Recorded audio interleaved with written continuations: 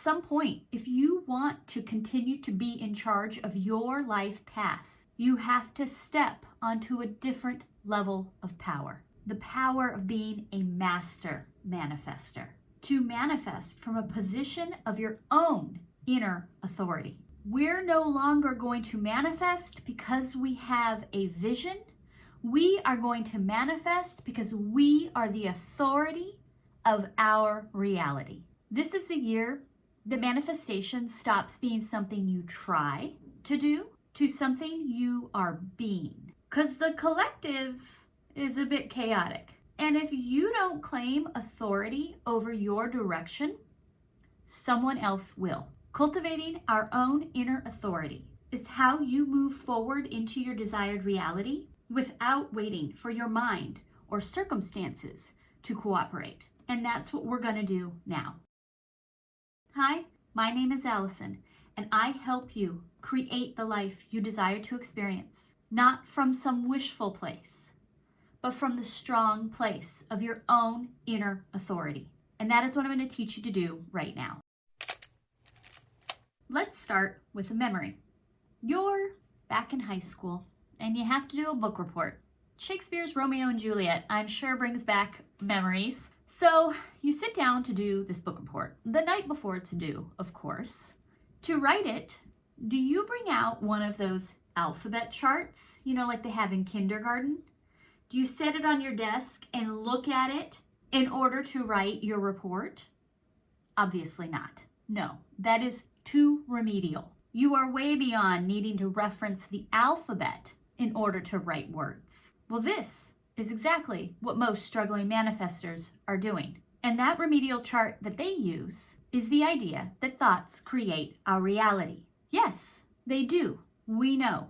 We get it. But now is the time to stop acting like that's all there is. See, knowing that thoughts create our reality is not so much a technique as it is a foundational layer. Yes, thoughts create our reality in the sense that what we spend energy on, our focus, our attention, our beliefs, make up the raw vibrational material of our experience. They're like the alphabet of manifestation.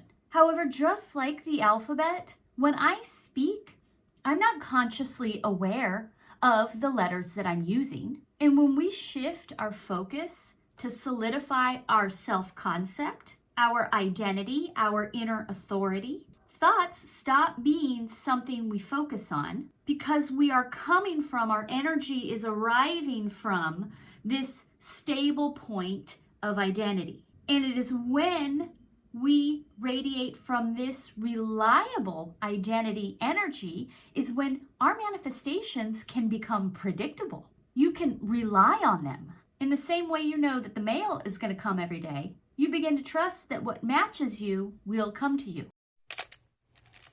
Yes, thoughts create our reality. They are a foundational layer, but they're not meant to be the thing we lead with. They're a layer, not the power source, is what I'm trying to say.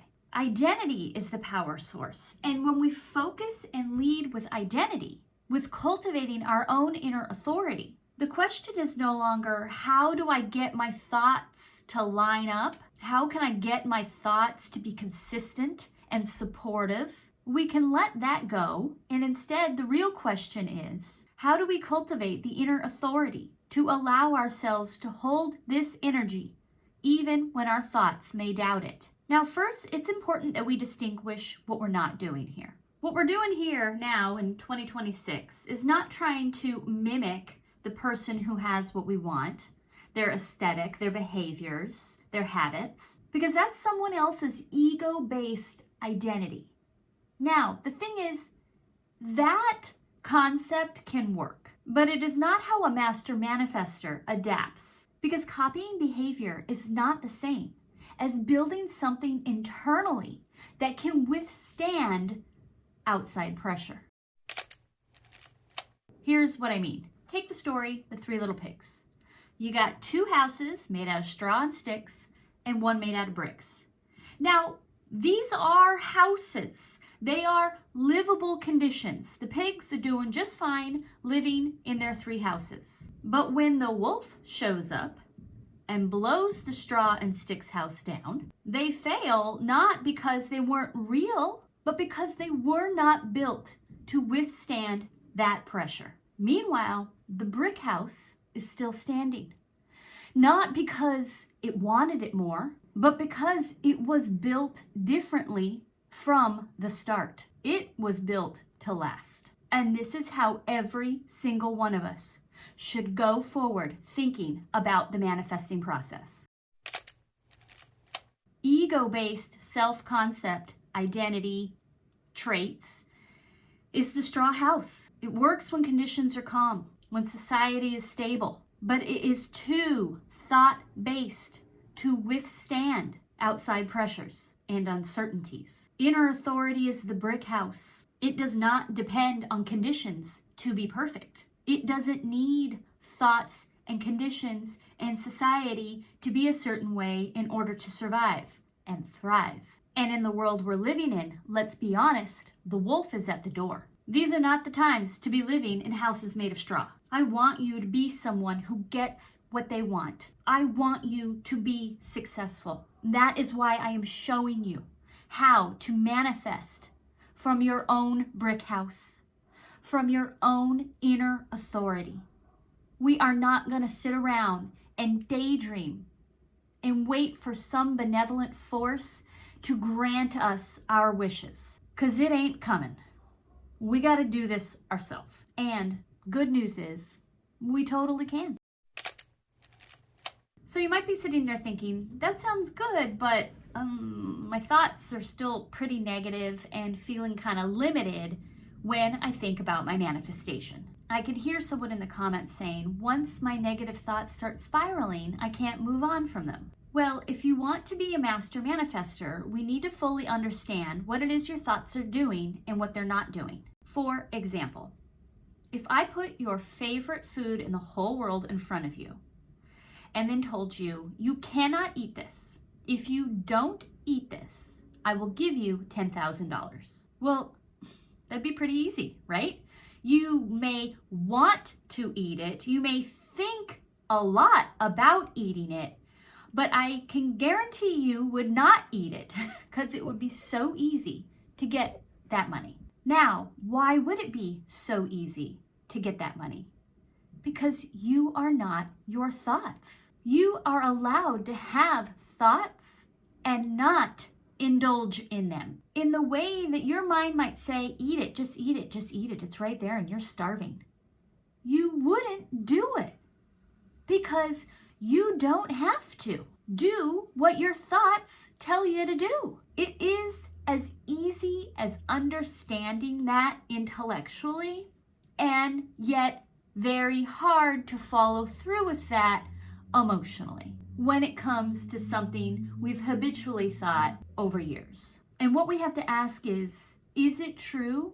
Can that person really not let their negative thoughts go? Or can it be? Or can it be that that person who feels so trapped by their negative thoughts has simply never fully committed to requiring themselves to let them go? Self-mastery, inner authority, these are skills we have to be willing to develop. And if you want to be a master manifester, then you need to do what masters do. Someone living from inner authority has the self-command to say, I see that these thoughts do not benefit the direction I'm headed. Inner authority develops when you stop treating thoughts like instructions, and instead we treat them like traffic. Traffic on the highway is always going to be there.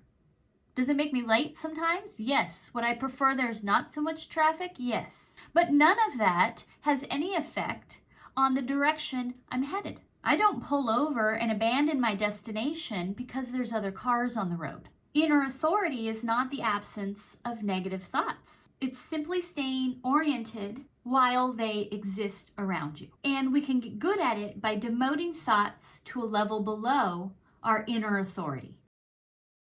During your day, when you're deciding to rest or to speak out, to follow through on something, to plan. You flex your inner authority by choosing from the identity you're building instead of how your thoughts and feelings are weighing in on the subject. That choice point creates a hierarchy. Identity above thoughts, commitment above feelings, inner authority above circumstances. When I sit down in the evening, all I want and feel and think about doing is sitting there and chilling out and watching TV. But I've accepted the identity and therefore the responsibility of being the one who cooks dinner for the family. So I have to get up. I am tuned in to fulfilling that identity, regardless of the thoughts and the feelings that tell me how much I don't want to. Because my inner authority is stronger, is in charge. And I'm sure that you have many areas in your life, of course you do, where your inner authority, your identity supersedes, is in charge clearly, no matter your thoughts and feelings on the subject. So you have experience doing this. It's just we need to now apply it in this new way. And once we do, the repetition will make it easier and easier and easier until it's totally natural. And then at one point, you won't even realize it, your thoughts will be totally aligned.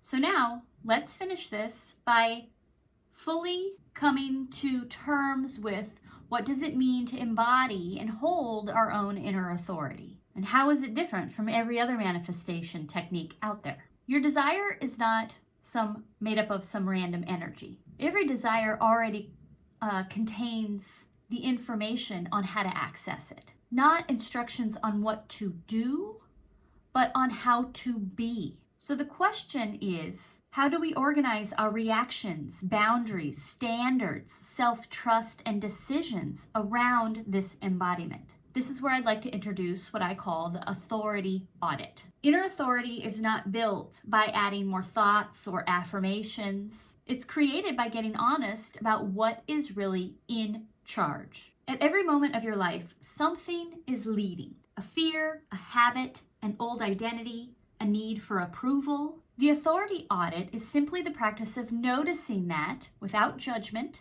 and then choosing who gets to actually create the energy we radiate. So we ask, what is currently driving my reaction, my decision? Which energy source is my mood, my feelings, my thoughts, my direction coming from? Who am I going to allow to be in charge? This is the inner authority. I'm taking control of the class. This is what we're doing next. Because this is the energy that aligns. This is the decision, the boundary, the behavior, the idea, the belief, the next step that feels right and in alignment with where I'm going. The authority audit is not about changing who you are. It's about removing confusion of which part of you is in charge. Every time you consciously choose your position of inner authority that is aligned with your intentions and desires, you strengthen that wavelength. You magnetize this energy. You create resonance with your nervous system. And when this is solid, your manifestations become reliable. And that is what I want for you. And if you want personal support in what you are trying to manifest, I do offer one-to-one coaching, and I would suggest to continue this train of thought with one of the suggested videos here. And I hope that this video was helpful, and I look forward to bringing you more. Thank you.